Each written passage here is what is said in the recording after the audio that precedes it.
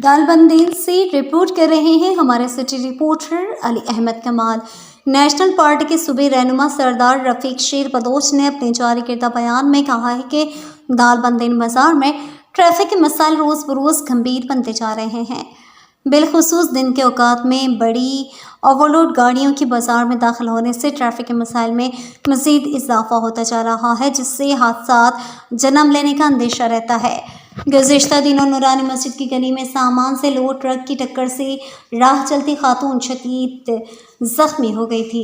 इसी तरह डारो बाज़ार में भी लोड गाड़ियों की वजह से दिन भर ट्रैफिक जाम का मसला दरपेश रहता है। पाकिस्तान होटल के सामने भी अक्सर बेशतर ट्रैफिक जाम का सामना रहता है, जो कि बड़ी ओवरलोड गाड़ियों की वजह से दरपेश रहता है।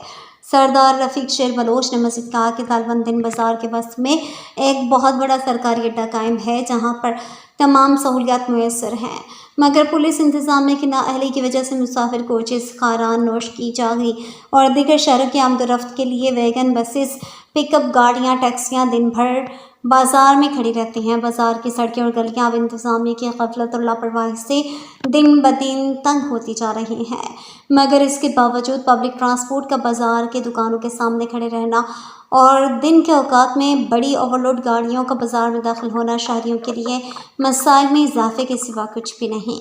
उन्होंने deputy commissioner Chagai Atal Munim Baloch, SP police Usman Khan से मुतालबा किया है कि दालबंदेल बाज़ार में ट्रैफिक के मसाइल को हल करने के लिए जामिया मनसूबा बंदी की जाए, ताकि शहरियों को ट्रैफिक के बढ़ते हुए मसाइल से निजात हासिल हो।